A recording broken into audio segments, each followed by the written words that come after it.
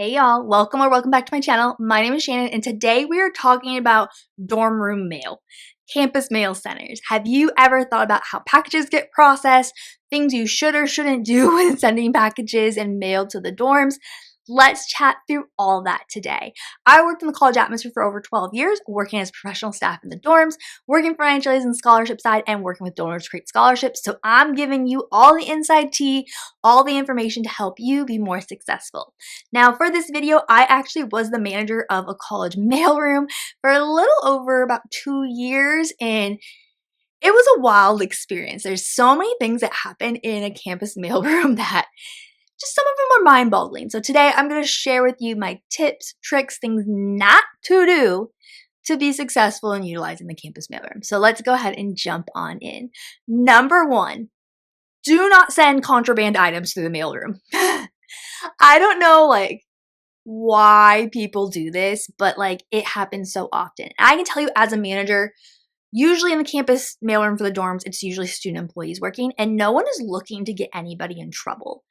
But when packages arrive that are so obvious or things that are not allowed in the dorms, they have to be reported. So for example, there's so many times when boxes would arrive from Vapes USA or Best Vapes, and it would be loudly on the return address. Sometimes the tape would match it. Someone would be like Best Bongs or Candles USA. So ridiculously obvious company names and logos and things for things that are not allowed in the halls, or sending actual alcohol through the mail to a dry campus. And when you mail alcohol, it typically has to be signed for by somebody who's over 21, and so the mailroom usually refuses to sign for it. Also, drinking paraphernalia, that was a big one. I had 2 different times where my students called me and they're you just have to come see this. You don't want to see a picture of this, you need to come see it. One was alcohol squirt gun, and all of the box, the entire box, was pictures of someone using this squirt gun and squirting the alcohol into people's mouths. And I was the company was Best Drinking Games or something. It was just so beyond obvious that we were just what in the world? And the second one was actually shots roulette. So it was a roulette table and shot glasses all the way around. For that dorm and for many dorms, drinking paraphernalia is not allowed. So all those drinking game components and things. And so that was a write-up. And legally in the US, we have to hand you your mail, but we also are most likely going to let you know that you were documented and somebody's going to contact you about it and contact you about the contraband that you had. And it's just so silly. Don't send it to the mailroom. If you're going to ship something through the mail, get it sent to the UPS store for you to go pick it up there. If you're doing it through Amazon, get it sent over to an Amazon pickup locker. Don't do it to the mailroom where you're most likely going to get caught. Number 2 kind of goes into this, but do not send it to the campus mailroom oversized items. And what I mean by this, don't send massive mini fridges.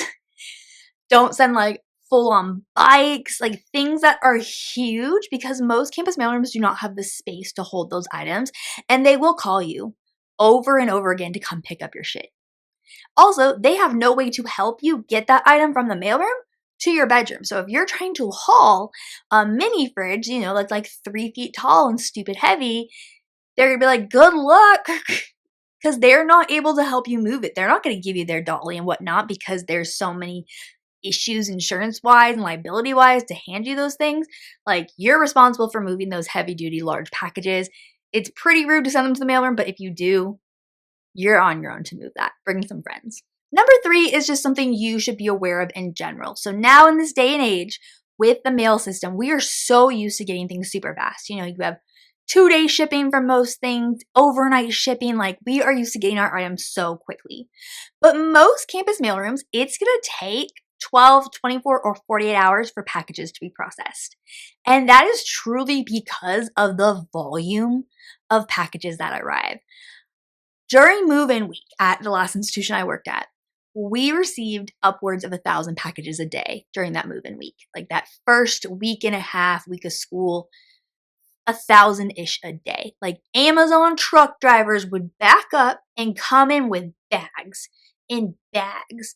And like UPS would come with huge cardboard boxes thing on pallets and be moving those into the mailroom. Even when we were overstaffing our mailroom, like with as much staff as I could fit in there, it takes time to process each package. Packages typically get processed where we scan them, we confirm the student actually lives in that building and room. Oftentimes you gotta slap a sticker on it and it gets entered into the computer system, which then typically sends an email or text message to the student letting them know, hey, you got a package, come pick it up between these hours at this location. That takes time to do, especially when you're getting thousands of packages and they just keep coming and you're trying to get through them as fast as possible. Like, it takes time for you to get that notification. Same thing when you go to pick up your mail.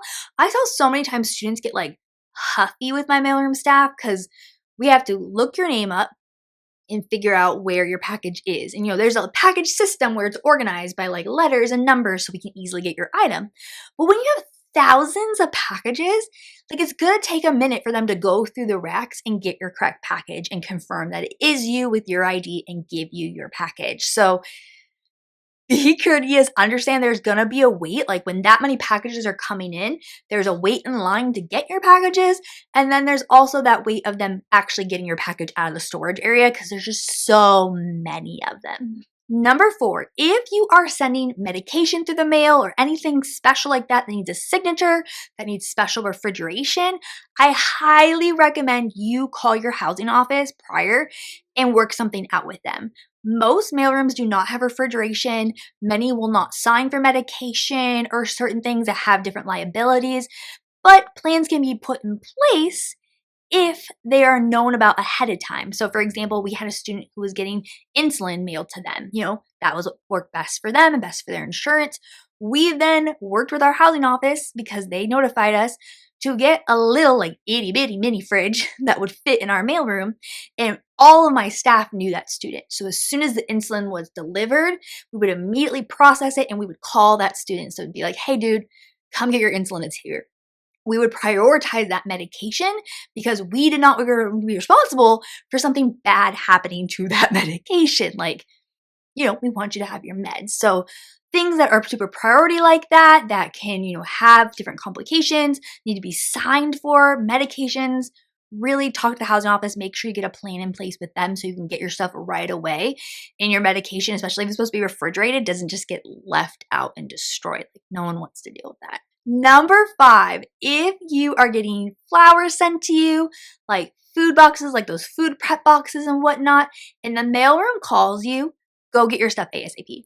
Like, move your booty. If you're not in class or working and you're able to go, go. There's typically not storage for those items. So like, there's so many times we have people get flowers delivered on their birthday or around their birthday. We didn't have refrigeration to put huge things of flowers in vases or boxes into refrigeration to keep them good. Or those meal prep boxes, people like to get where you order all your different meals and you can microwave them or put them together like Home Chef and whatnot.